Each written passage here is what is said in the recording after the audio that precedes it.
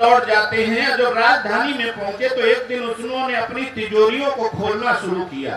तिजोरियों को जब खोला तो देखा है एक तिजोरी के अंदर उन्हें एक सोने का मुकुट मिला, और वह मुकुट था जरासंध का, जिसे अनीति से मार करके और उसका वो मुकुट ला करके तिजोरी में रखा गया था। एक दिन उसी मुकुट को राजा परीक्षित, चक्रवर्ती सम्राट है, उसे धारण करता है और जंगल में पहुंच जाता है। इधर कलयुग को मौका मिला तो उसने उसी मुकुट, सोने के मुकुट में प्रवेश किया और मुकुट के द्वारा जो है परीक्षित के मस्तिष्क में प्रवेश करता है। और धीरे धीरे करके जिस समय राजा जंगल में आगे बढ़ता है वन में, तो एक तपस्वी के आश्रम में पहुंचता है। राजा को प्यास लगी है, महात्मा समाधि में बैठा है। एक चीज को ध्यान रखना कि संत महात्मा कभी भगवान का भजन कर रहा हो तो उसके पास डिस्टर्ब करने की कोशिश मत करना। वहां जाकर के दूर से प्रणाम कर लेना और चले जाना। और संत का अपमान करना कितना भारी पड़ता है ये देखना। आज प्यास लगी राजा को, और प्यास भी लगे, भूख लगे, उसे भी कंट्रोल करना सीखो। इतने उतावले और व्याकुल न हो जाओ कि कुछ भी कर बैठो। आज राजा जब आश्रम में पहुंचा तो उसे प्यास लगी तो मन में विचार आए कि मैं कितना अच्छा राजा हूं, और इस महात्मा ने मुझे देख करके आंखें बंद करके बैठ गया है, ये ढोंगी संत है। ऐसे विचार मन में आ रहे क्योंकि कलयुग अपना काम कर रहा है। राजा ने कुछ ज्यादा विचार न करते हुए एक मरे हुए सर्प को उठाकर के महात्मा के गले में डाल दिया और वहां से चला गया। राजा ने महात्मा के गले में मरे सर्प को डाला, लेकिन स्वयं अपने गले में जीवित सर्प को पहन लिया। समझ लो, चला गया वहां से। इधर महात्मा के शिष्य, उनका नाम है लोमस ऋषि। आज महात्मा के शिष्य आए, उनका पुत्र है जिसका नाम है श्रृंगी ऋषि। उन्होंने जब देखा कि हमारे पिता का, गुरु का इतना बड़ा अपमान तो सहन नहीं हुआ। श्रृंगी ऋषि ने लिया जल और श्राप दिया कि आए धन के मतवाले राजा,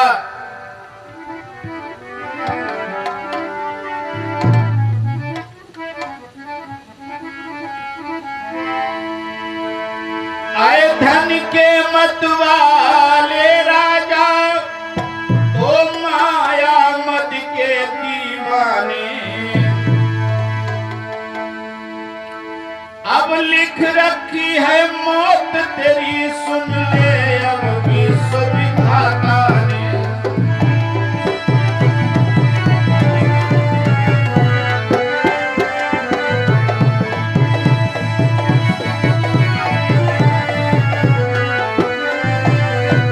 आए धन के अभिमानी राजा, मैं तुझे श्राप देता हूं कि आज के 7वें दिन तक्षक तुझे डसेगा और तू अधोगति में चला जाएगा, 84 लाख भोगना पड़ेगा। ऐसा श्राप जिस समय दे दिया, और अपने पिता को जिस समय उन्होंने उठाया, आंख खुली लोमस ऋषि की, उन्होंने देखा क्या हुआ है। इतने सब लोग व्याकुल हैं, देखा गले में सर्प पड़ा हुआ है, समझ गए कुछ हो गया है।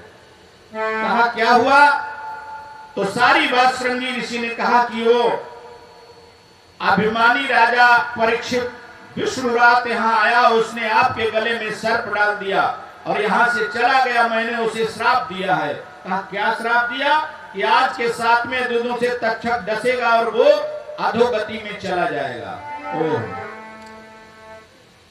लोमस ऋषि ने कहा तुमने अच्छा नहीं किया। परीक्षित जैसा राजा इस दुनिया में हुआ नहीं, होगा भी नहीं। जिनके राज्य में हम लोग निर्भय रह करके यज्ञ करते हैं, आराम से भगवान की भक्ति और भजन करते हैं, ऐसा सुपास तो भगवान राम के समय में भी नहीं था। उस समय भी राक्षस यज्ञ नहीं करने देते थे, मारते पीटते थे, मार डालते थे, मार मार करके ऋषियों की हड्डियों के अंबार लगा दिए थे। लेकिन राजा परीक्षित के राज्य में ऐसा नहीं था। तुमने अच्छा नहीं किया, बिना विचारे जो कर डाला, बहुत गलत किया है, बहुत डांटा। कहा राजा परीक्षित को इसका समाचार दिया जाए। शिष्यगण गए और राजा परीक्षित को सारी सूचना दी गई। अब राजा परीक्षित का भाव और स्वभाव देखिए। जब ये सूचना मिली और राजा परीक्षित को इस बात का भान पहले हो गया था, जब उन्होंने मुकुट उतारा उसी समय उनको भान हुआ कि अरे मैंने ऐसा काम किया, संत का अपमान, मैंने बहुत बुरा काम किया है। जब शिष्यों ने बात बताई तो राजा ने हाथ जोड़ करके उस श्राप को स्वीकार किया और कहा ये श्राप नहीं है, कहा ये भगवान का श्राप के रूप में अवतार है हमारे लिए। कहा भगवान सापा अवतार लेंगे हमारे लिए, कहा हमारा कल्याण करने के लिए ये हुआ, क्योंकि मैंने जीवन में कोई ऐसा गलत काम किया ही नहीं था। राजा परीक्षित की द्रव्य शुद्धि, अन्न शुद्धि, मातृ शुद्धि, पितृ शुद्धि, सारी शुद्धियां थी मेरे भक्त प्रेमियों। तो कहा मेरा इतना बड़ा अनिष्ट नहीं हो सकता है। कहा यह श्राप अब वरदान में बदल जाएगा, कितना बड़ा विश्वास है। उसी समय अपने नाबालिग बेटे जन्मेजय का राज तिलक किया। अब यहां देखिए चक्रवर्ती सम्राट, हमारे पास क्या है, हमारे पास क्या है। यहाँ 4 कागज के टुकड़े देख लेता है आदमी तो धरती पर नहीं रुकता है, आसमान में उछलता है। और एक चक्रवर्ती सम्राट, जिस समय ये मिला तुरंत अपने बेटे का राज तिलक किया, मंत्रियों के सहारे राज्य को छोड़ा, त्याग दिया और निकल पड़ा, चला गया, गंगा जी के किनारे पहुंच गया। चारों ओर हल्ला हो गया कि परीक्षित को श्राप मिला है, 7वें दिन तक्षक डसेगा, उसकी मृत्यु हो जाएगी। ओह,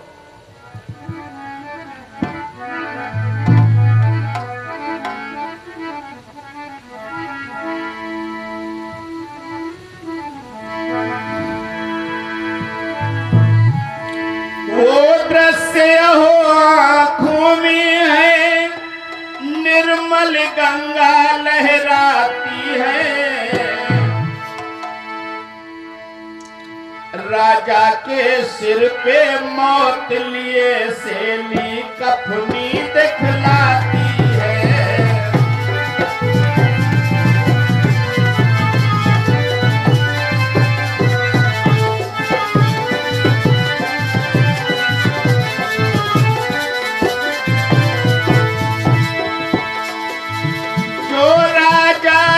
गंगा तट पर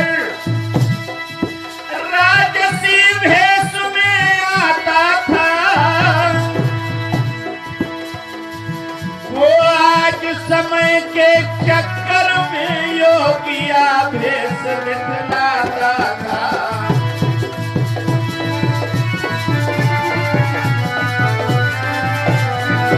वो आज समय के चक्कर में योगिया भेष दिखलाता था।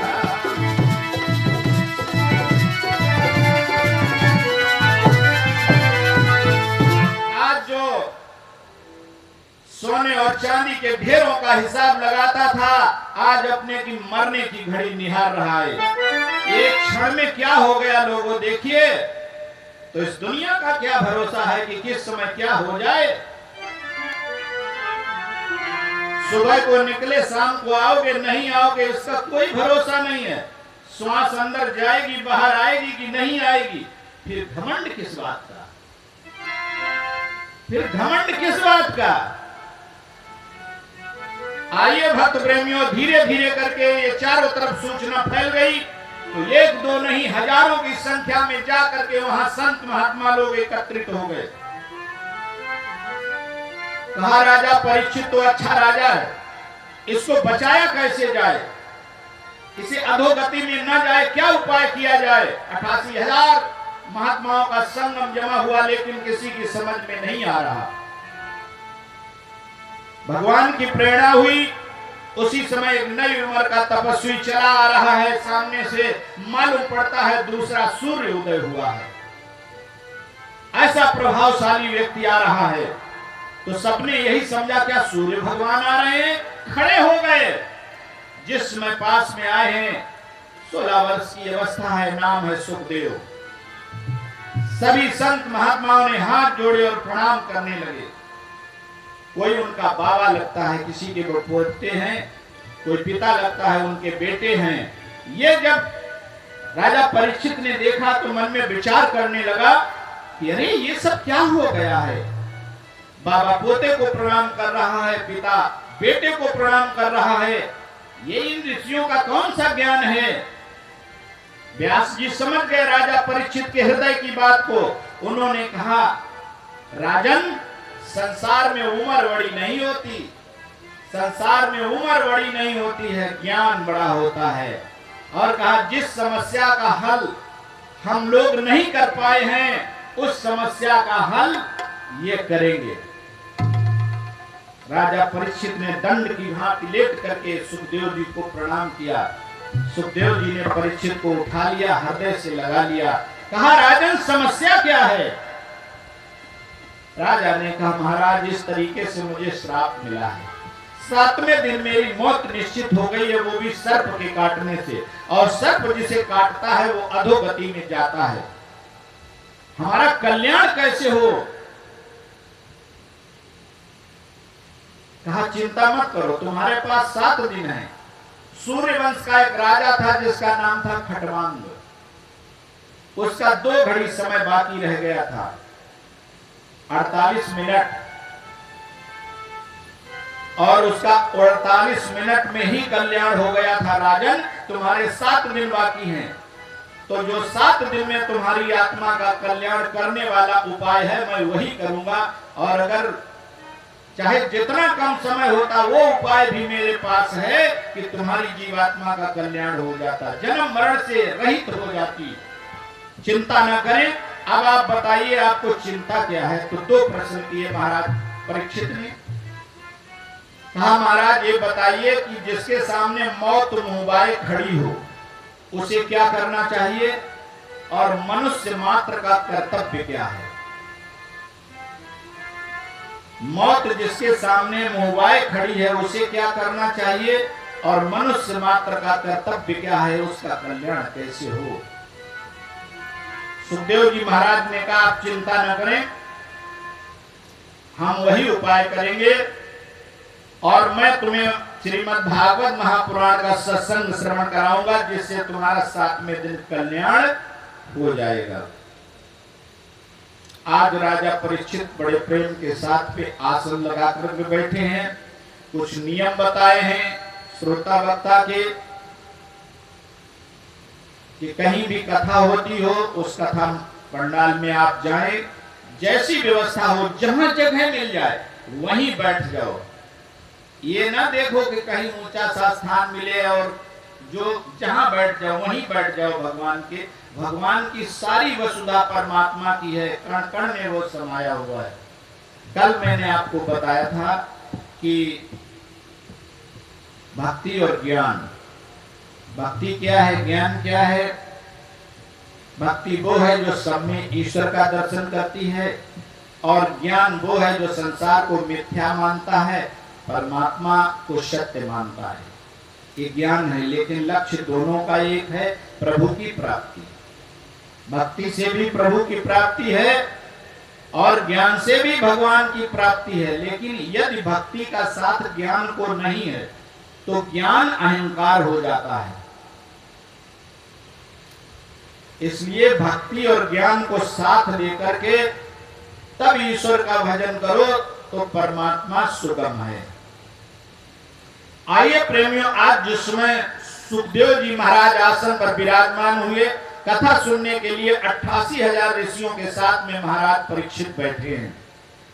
सुखदेव जी महाराज ने कहा, राजन, भगवान नारायण की नाभि से कमल, कमल से ब्रह्मा, और ब्रह्मा ने तपस्या करके जो है इस सृष्टि का संचालन किया, और इस सृष्टि में सारे कार्य तपस्या से ही होते हैं। तपस्या से ही ब्रह्मा जी सृष्टि की रचना करते हैं, और तपस्या से ही इसका विष्णु भगवान पालन करते हैं, और तपस्या से ही भगवान शंकर इसका संहार करते हैं। तप बल रचई प्रपंच विधाता, तप बल विष्णु करे जग त्राता।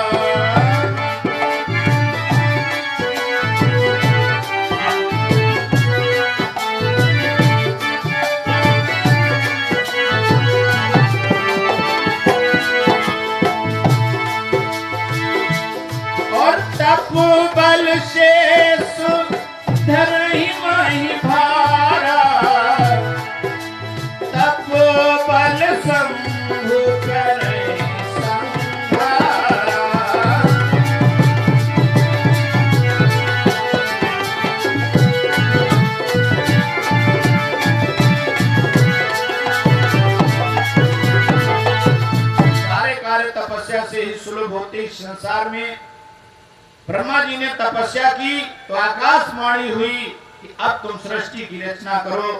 तो मेरे भक्त प्रेमियों, सृष्टि की रचना ब्रह्मा जी करते हैं। पहले उन्होंने 4 मानस पुत्र बनाए।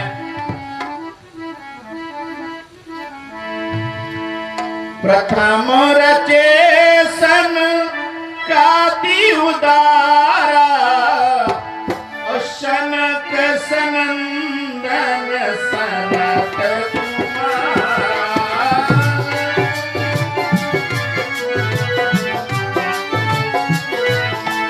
प्रथम रचे सन काति उदारा,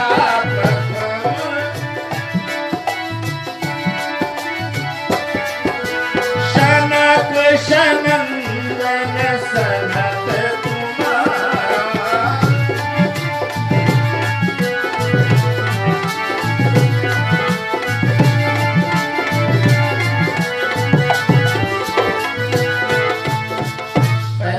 पुत्रों की रचना की, सनक, सनंदन, सनातन और शरद कुमार। और ये चारों बालक खड़े हो गए ब्रह्मा जी से। इन्होंने वरदान मांगा कि प्रभु हमें ऐसा वरदान दीजिए कि हम 5 ही बरस के बने रहें, इससे ज्यादा बड़ी हमारी उम्र हो ही नहीं। ब्रह्मा जी ने बिना सोचे विचारे कह दिया ये उम्र तो ऐसा ही होगा। अब 5 वर्ष के बालक से सृष्टि का संचालन नहीं हो सकता है। इसके बाद में ब्रह्मा जी ने 10 पुत्रों की रचना की। पुला, पुलस्त्य, दक्ष, क्रतु, भृगु, अत्रि, अंगिरा, मरीचि, नारद। जब 10 पुत्रों की रचना की, ये 10 महात्मा हो गए। अब ब्रह्मा जी ने कहा अब क्या किया जाए। तो कुछ थोड़ा क्रोध भी आया कि कोई काम बार बार करो और बिगड़ जाए। तो उन्होंने 11 रुद्रों की रचना की, लेकिन वो तामसी भाव में थे। तो मेरे भक्त प्रेमियों, उनसे भी सृष्टि का कार्य हो नहीं पाया। जब नहीं हो पाया तो ब्रह्मा जी ने विचार किया। क्या विचार किया? तो उन्होंने एक सुंदर सरस्वती नाम की कन्या का प्रादुर्भाव किया। कहा अब जो है हम इसके साथ में अपना जोड़ जोड़ेंगे और तब सृष्टि का संचालन करेंगे।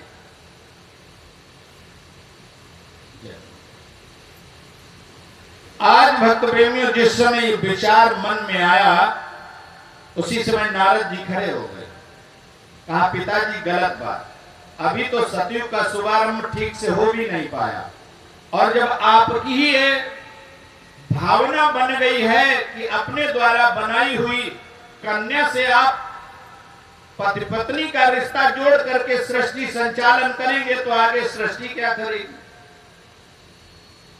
पहले ब्रह्मा जी के 5 सर थे। तो जिस सर से ये विचार बनाया गया था उस सर को काट कर अलग कर दिया गया और 2 भुजाएं निकाल दी गई, 10 भुजाएं थी। और उन्हीं दोनों भुजाओं का मंथन किया गया। उस समय कोई ऐसा विज्ञान रहा होगा भाई, अब हमने तो देखा नहीं, लिखा है कि उन्हीं दोनों भुजाओं का मंथन किया गया, जिससे दाहिनी भुजा के मंथन करने के सुंदर राजकुमार नौजवान प्रकट हुआ और बाईं भुजा का मंथन करने से शत्रुपा नाम की एक सुंदर कन्या प्रकट हुई।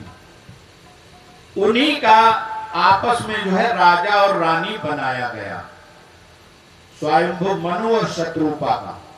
और उन्हीं के द्वारा आगे सृष्टि चली। ये पृथ्वी के प्रथम मनुष्य हैं, स्वयंभू मनु और शत्रुपा, जिनसे ये सृष्टि आगे धीरे धीरे बढ़ी।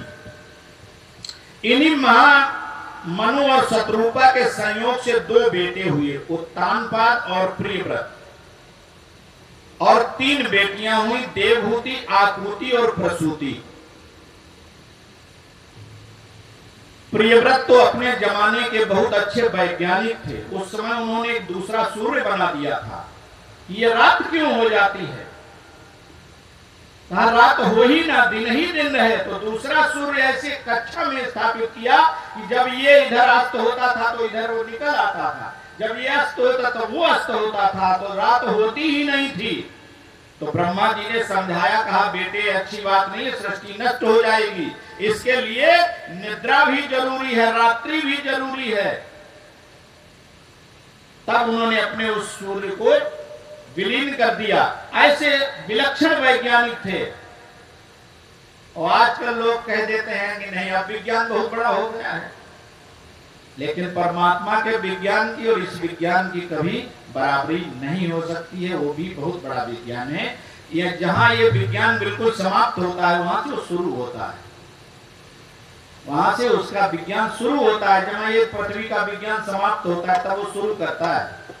तो उसका ऐसा विज्ञान है। उसने एक छोटी सी मशीन बनाकर आपको दी है, और सबके पास, लगभग सबके पास तो नहीं, लेकिन किसी किसी के पास है। परमेश्वर भैया के पास है, माँ वीरेंद्र भैया के पास मशीनें हैं, बढ़िया है।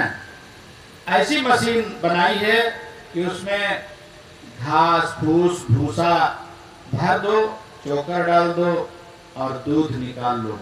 आज का विज्ञान बना दे तो क्यों ये सब परेशानी, चारा भूसा क्यों करना पड़े। बोलो सच्चिदानंद भगवान की। और उसने अपना एक सूर्य ऐसा विज्ञान बना करके उसमें कब उसने ईंधन भरा था, कब ईंधन भरा होगा पता नहीं, वो आज तक समाप्त ही नहीं हुआ और बराबर निरंतर चल रहा है।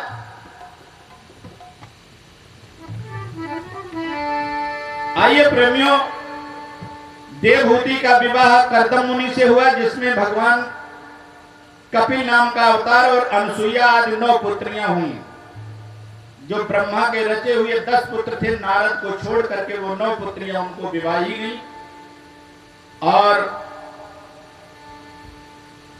आकुति रुचि मुनि को विवाही गई, जिनमें यज्ञ और दक्षिणा का जन्म हुआ। और प्रसूति राजा दक्ष को विवाही गई, जिनमें सती आदि 60 कन्याओं का जन्म हुआ। अब आइए आगे, प्रियव्रत तो महात्मा हो गए, उत्तानपाद राजा हुए। उत्तानपाद राजा हुए तो उनकी सुनीति नाम की महारानी है, और बहुत सुंदर महारानी है। अपने पति की बहुत सेवा करती हैं, लेकिन भगवान की कुछ लीला अलग रहती है। सबको परमात्मा सब कुछ नहीं दिया करता है। बड़े अच्छा राजा होते हुए भी फिर भी राजा उत्तानपाद दुखी हैं। किस बात से दुखी हैं? कि उनके कोई संतान नहीं है।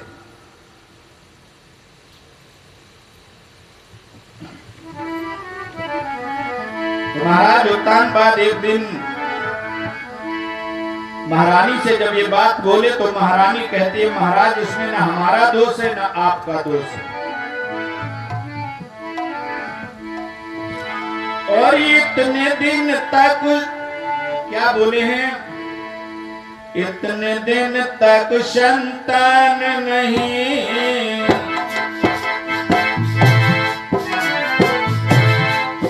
दुनिया सब हंसी उड़ाती है।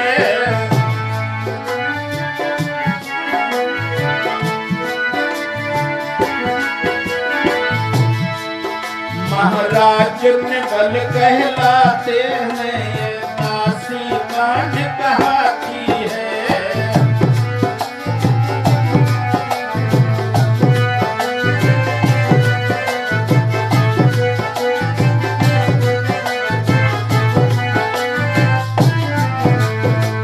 आज जिसमें महारानी ने कहा, महाराज इसमें हमारी आपकी कोई गलती नहीं है, ये परमात्मा की लीला है।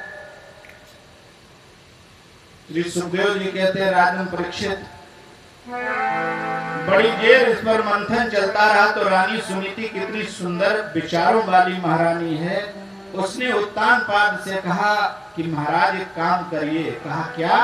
कहा कि यदि हमसे आपको संतान नहीं प्राप्त हुई है तो आप राजा हैं, चक्रवर्ती सम्राट हैं, आप अपनी दूसरी शादी कर लीजिए, दूसरी महारानी ले आइए, तो उनसे ही आपको संतान मिल जाए। ओह, महाराज उत्तानपाद चौंक गए और कहने लगे, देवी ऐसा काम तो मैं करना नहीं चाहता, और क्या बोले हैं, अरे प्यारी प्यारी शादी करके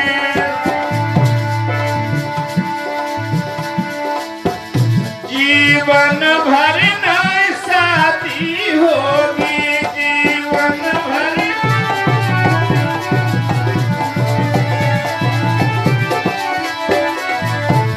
घर की तो आबादी होगी पर तेरी बर्बादी होगी।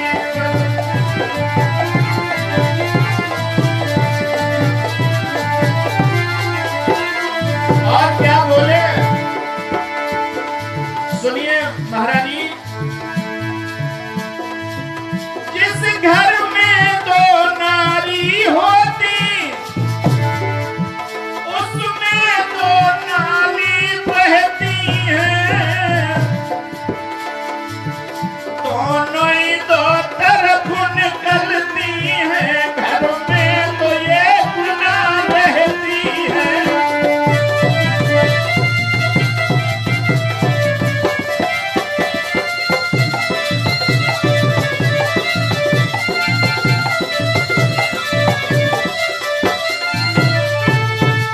कहा महारानी साहिबा, जिस घर में दो नारी होती हैं उसमें दो नालियां भी बहती हैं और दोनों अपने अपने दरवाजे से निकल जाती हैं तो घर खाली हो जाता है। इसलिए महारानी ये शिक्षा मुझे मत दीजिए। लेकिन भक्त प्रेमियों, आज जो है महारानी सुनीति कहती है कि महाराज मेरी बात मान लीजिए, हम लोग कभी लड़ाई नहीं करेंगे। जब मेरी वो बहन आ जाएगी तो हम दोनों मिलकर के रहेंगी। और क्या बताती है कि स्वामी जी मैं कैसे रहूंगी,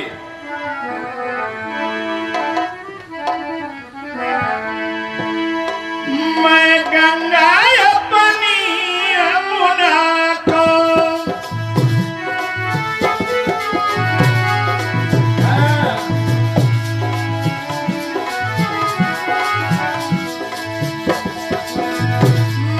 गंगा अपनी यमुना को मिल मिल के गले लगाऊंगी, बढ़ी बढ़ी के गले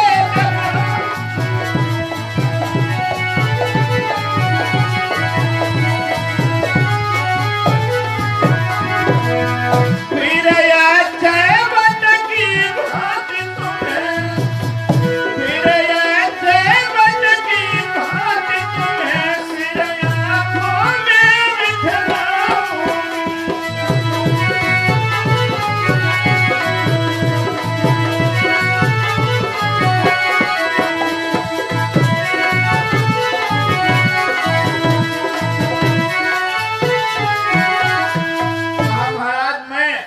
बिल्कुल आपके घर को सजा करके रखूंगी, दोनों आपकी सेवा करूंगी।